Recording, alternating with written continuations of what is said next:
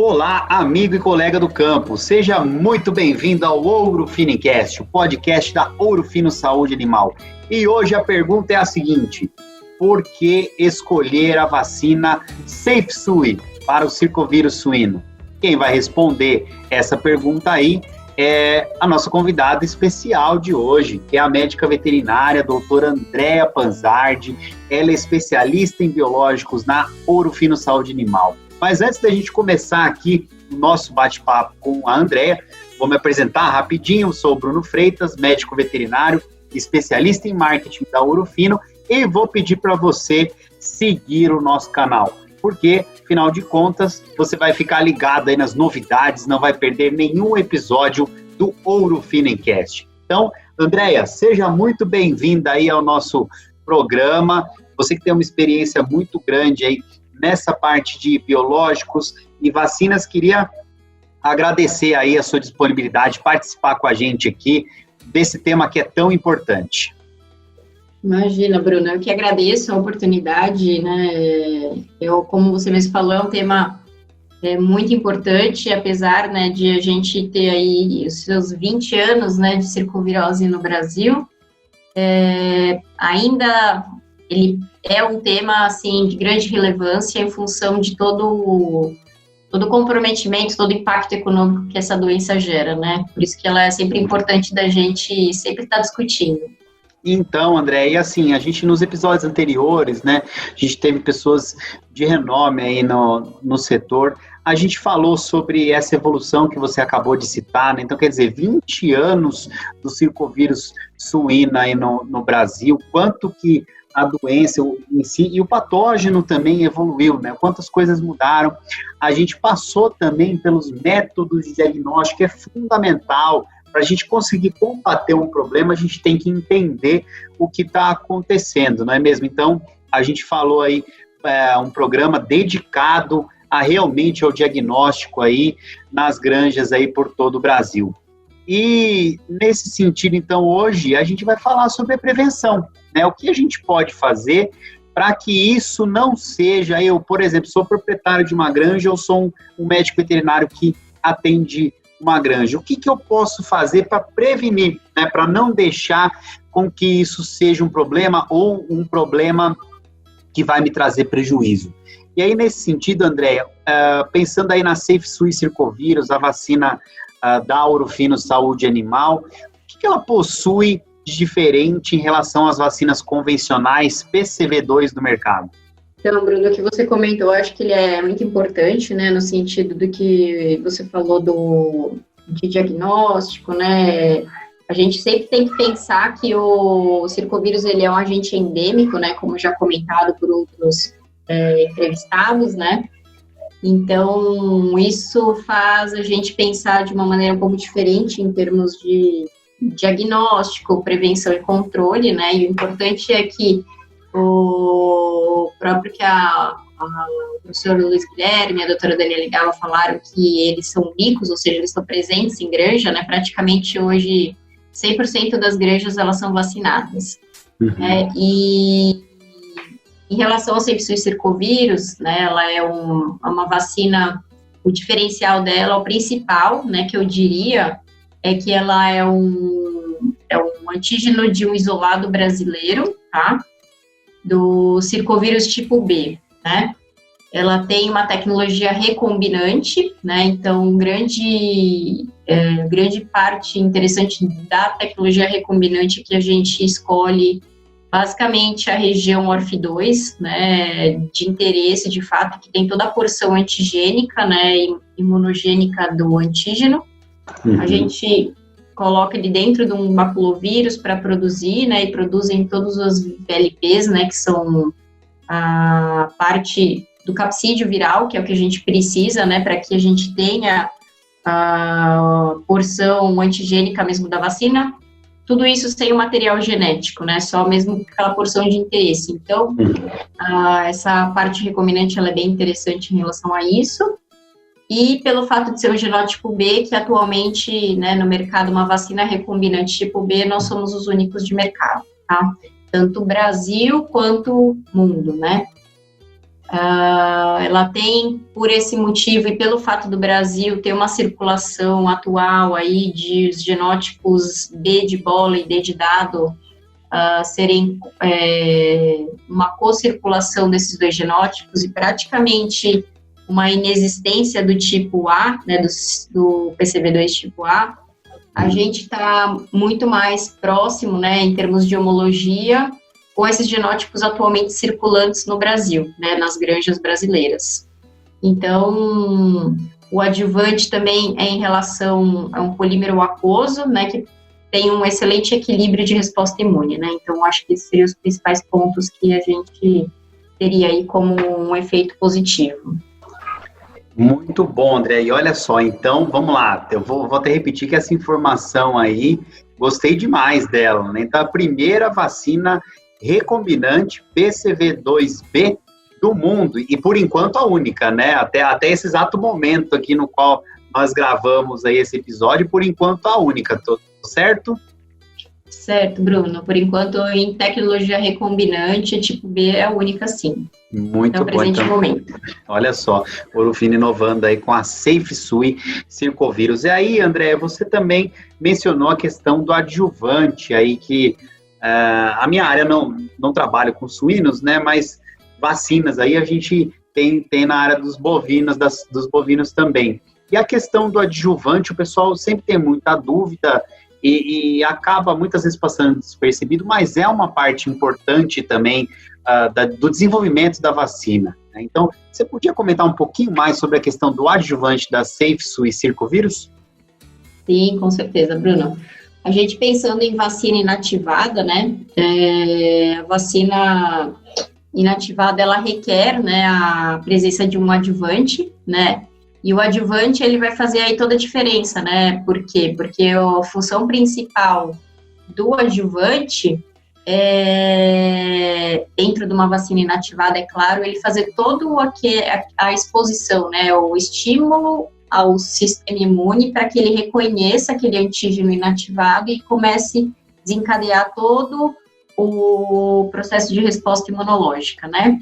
Pensando nisso e pensando naquilo que a gente comentou sobre o equilíbrio dessa resposta imune, o adjuvante escolhido para SafeSui Circovírus foi um adjuvante, um polímero aquoso que possui uma extrema segurança, praticamente a ausência de qualquer tipo de reação, né, que seja indesejada, que não há necessidade, né, de uma reação tão evidente, que cause um problema no sentido dos animais ficarem uma reação vacinal muito intensa, né, que isso também, se ela é muito exacerbada, não é interessante porque acaba perdendo em termos de desempenho desse animal, que fica de 1 a 2 dias sem se alimentar, ou mesmo fica um pouco mais prostrado, né, com um pouco de febre.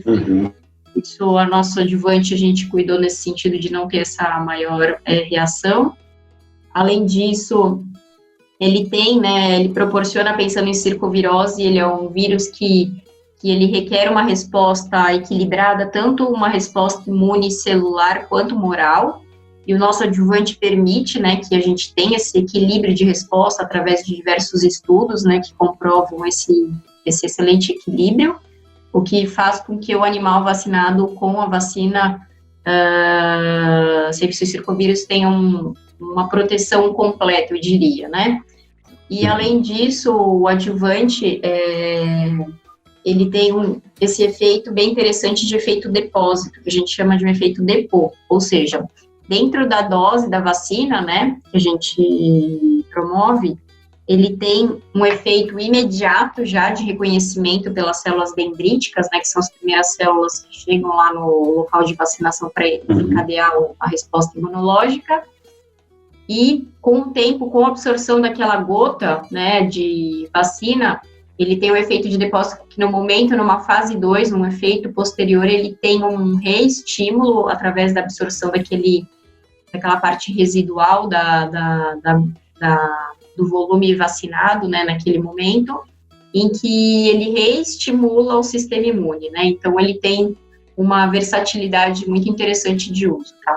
Perfeito, André, eu acho que tudo isso que você explicou deu para entender bastante o quanto é importante esse adjuvante, o quanto ele pode influenciar aí nessa questão da vacina, né? E novamente o Rufino aí inovando aí, trazendo essa qualidade de adjuvante. E nesse sentido, né, até para a gente também continuar no tema, eu queria te perguntar, André, porque o que a gente tem visto é que algumas pessoas falam, né, sobre as falhas vacinais, né, que são presentes, que são observadas em algumas granjas. E nesse sentido, assim, o que você atribuiria a essas falhas vacinais que a gente pode observar aí no campo? Tá. Em relação a essas falhas, Bruno, elas estão relacionadas em dois principais pontos, né? A gente tem as falhas de vacinação, que estariam relacionadas a falhas de manejo, propriamente dito, né? E falhas vacinais, que estariam mais atribuídas às vacinas, né? A falha de vacinação, ela vai ser constante, até porque a gente trabalha com seres humanos, né? Em algum momento ou outro a gente pode ter maior ou menor índice desse erro, até porque o volume de animais vacinados é muito grande, né? Então, assim, o quanto a gente conseguir minimizar essas falhas de vacinação, melhor porque a gente consegue ter um efeito muito mais importante, evitando essas possíveis falhas vacinais, né, em decorrência dessa vacinação. Pensando na falha vacinal propriamente dita, né, a gente está falando aí da vacina mesmo, né, e o que a gente tem verificado através de diversos estudos, resultados de campo, é que a gente tem percebido que essas falhas vacinais, elas têm aumentado, tá, e aumentado de uma forma expressiva, né, e aquilo que a gente fala, será que a gente parou desaprendeu a vacinar, né, ou será que alguma outra coisa está acontecendo, né, então eu acredito muito mais nessa segunda hipótese, né, no sentido de que os animais, o circovírus mesmo, ele evoluiu, né, a pressão de vacinação ao longo desses últimos 15 anos, né, ele fez com que, obviamente, como a doutora Daniele comentou, no sentido de forçou o vírus a escapar, né, do sistema imune, né, muda a epidemiologia da doença, mas essa epidemiologia, eu acredito que ela não tenha mudado só em decorrência dessa pressão de vacinação, e sim que essa pressão de vacinação também induziu a uma evolução do vírus, né, e a gente tendo associado ao circovírus que ele é um agente com uma alta capacidade de evolução, de mutação, isso sim a gente tem observado em granjas e pelos resultados que a gente compilou, que falando da concirculação do tipo B e do tipo D, é o que a gente tem encontrado a campo, né? Então, isso muito tem nos chamado a atenção para esses quadros, tanto subclínicos principais, né, ou clínicos, que fazem com que haja essas principais falhas vacinais. Olha só, perfeito. Muito importante, né, Andréia? Isso aí, porque tem a falha da vacinação ali em loco, né, da pessoa que está vacinando, enfim, do processo de vacinar, e tem a falha vacinal, que é mesmo que quando essa vacinação é bem realizada, ela pode ocorrer, correto? Sim, sim. E também outro ponto, Bruno, que é muito importante da gente comentar, é o que a gente tem observado a campo em relação a essas falhas vacinais, em que a gente tem observado uma circulação muito precoce do vírus em leitões antes mesmo de ele receber a primeira vacinação, tá? Próximos 21 dias. Olha só. Então, isso é um dado muito importante, mostrando realmente que essa epidemiologia mudou, né, que o genótipo é outro, né, que houve uma pressão de seleção, né, de evolução, e uma pressão de infecção nas granjas, e isso mesmo está contribuindo para até um aumento de problemas reprodutivos vinculados a essa evolução, tá? Então, é um outro ponto que a gente vem chamando atenção para essas falhas vacinais, porque muitas vezes elas decorrem do fato desse leitão, mesmo antes de entrar em contato com a primeira vacinação, ele já tem a presença do vírus, né? Ele já é virêmico, né? Ele já tem aquele vírus circulante. Então, qualquer vacina, ou mesmo, né, vai ter um efeito negativo nesse sentido, né, que é o importante que a gente vem observando.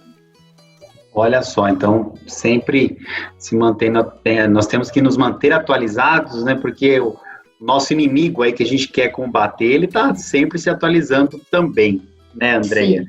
E você mencionou aí a questão né, da vacinação dos leitões com 21 dias, né, a primeira dose, correto? Falei certo? Falou. Uhum. E aí, pensando assim, qual seria a indicação de uso mesmo, propriamente dita, da SafeSUI Circovírus?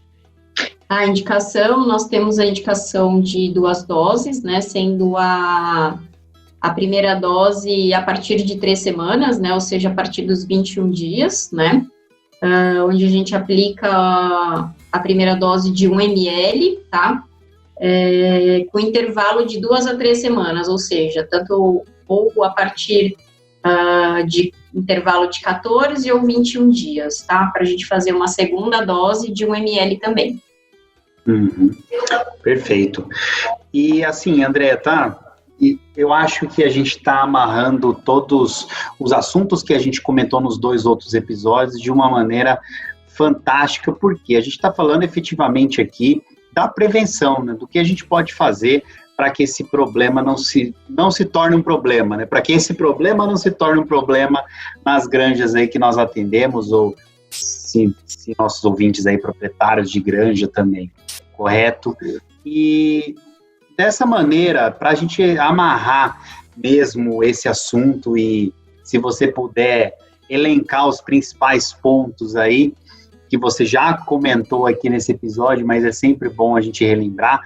Então, vamos lá, hein? Você sou um proprietário de uma granja, você é a veterinária aqui responsável pela minha granja. A pergunta que eu vou te fazer é a seguinte: por que escolher a SafeSUI Circovírus da Ouro Fino Saúde Animal? Primeiro de tudo, Bruno, eu te falaria no sentido da circulação, né, atualmente presente em praticamente todo o território brasileiro, né, os principais estados produtores de suínos. A gente tem informações mostrando em que o genótipo circulante não é mais o tipo A, e sim o B e o D, né? Então, a SafeSUI, nesse quesito, ela traria uma homologia maior, né, em relação a termos de proteção. Aquilo que a gente comenta em que, não que as vacinas convencionais não exerçam a sua função de proteção, sim, elas exercem, tá? Mas o que a gente nota é que, não só a gente nota, mas como existem já estudos científicos comprovando, principalmente, a presença de uma quantidade de anticorpos neutralizantes inferior quando a gente está trabalhando com uma vacina convencional tipo A frente a desafios de outros genótipos, tá? Uhum. Isso, às vezes, a olho nu não é visível, né, porque isso aí é um detalhe, mas que explica muito o que nesses últimos 15 anos veio acontecendo, né, dessa pressão de infecção a médio e longo prazo ir aumentando, tá? E a gente começar a enxergar e encontrar desafios, principalmente de agentes secundários ganhando, né, evidência dentro de granjas. E isso por quê? Porque o circovírus ele é um agente primário, né? Então, a partir do momento que a gente tem uma vacinação em que a gente não tem uma cobertura de 100% e que a gente deixe um percentual ali em torno de 20% a 25% de maior risco de falha vacinal, a gente começa a abrir portas, né, aos poucos para esses outros agentes, né? Então, usando a SafeSUI Circovírus, a chance desse risco vacinal é menor, né, porque a gente tem uma homologia maior com os genótipos circulantes e com isso trazendo, né, o menor risco desses agentes secundários que aí sim eles causam um grande prejuízo também, né, trazendo um complemento, né, de impacto econômico. Uhum. Olha, convenceu, hein, André? Convenceu. Olha, na verdade, com todas essas qualidades aí, não precisa nem convencer, né? Acho que os benefícios já estão claros, né? Andréa, muito obrigado aí por toda essa sua bagagem de experiência que você demonstrou aí com o assunto, com relação aí a esse assunto, que também é muito importante, né? E obrigado por participar aí do nosso Ouro Finicast, trazendo conhecimento, trazendo informação, porque nosso ouvinte já sabe, né? Conhecimento não ocupa espaço. Então, sempre tem uma coisinha a mais para aprender, certo? Com certeza, Bruno. Eu que agradeço, né? Eu acho que é o que a gente vem trazendo, né? Eu acho que a Ourofino vem trazendo, né? Eu acho que é o principal ponto, que é a evolução contínua, né? O conhecimento, como você fala, a sua máxima, né? O conhecimento não ocupa espaço, e eu acho que a gente, pensando num assunto tão importante como esse, que é o circovírus, né? A gente precisa sempre estar aí à frente, trazendo atualizações, né? Pensando sempre nessa dinâmica, né? Que a gente sabe que, principalmente vírus, eles não são estáticos, né? Eles são extremamente dinâmicos, e a gente precisa estar próximo deles para conseguir captar todo e qualquer tipo de mudança, né, e alteração. Perfeito. Falou e disse aí com vocês, Andréa Panzardi, especialista em biológicos da Ourofino Saúde Animal. Muito obrigado aí novamente, Andréa, pela sua presença junto com a gente, trazer tanta informação de qualidade para os nossos ouvintes. Eu que agradeço, Bruno. Até a próxima. Isso aí, vamos ter que marcar uma outra aí, porque o assunto realmente é de interesse aí de todo mundo. E, bom, muito obrigado aí, viu, André? E realmente, até a próxima. Vamos agendar aí essa próxima aí. E você, caro ouvinte, né, com isso a gente encerra essa nossa série do nosso Ourofino Cast específica sobre o circovírus suíno. Olha só, muita informação. Se você começou aí por esse episódio, eu recomendo fortemente que você volte aí, assista e ouça, né, a série completa do Ourofino Cast sobre circovirose, tudo bem? E fique ligado, porque logo, eu não vou nem falar o assunto da próxima série, que é para deixar você curioso e fazer com que você siga o nosso canal para não perder nenhum assunto aí, nenhum tema quando ele for lançado, combinado? E também eu não podia deixar de chamar você para assistir o Ourofino em Campo, programa conduzido pela fantástica Juliana Matos, que também aqui você ouve o programa Ourofino Cast. Lá no Ourofino em Campo você ouve também, mas assiste lá a Juliana Matos. Pode assistir pelo YouTube, o canal é youtube.com/Ourofino Saúde Animal. Traz muito conhecimento também, corre lá e confere, tudo bem? Obrigado pela sua audiência, até semana que vem. Tchau!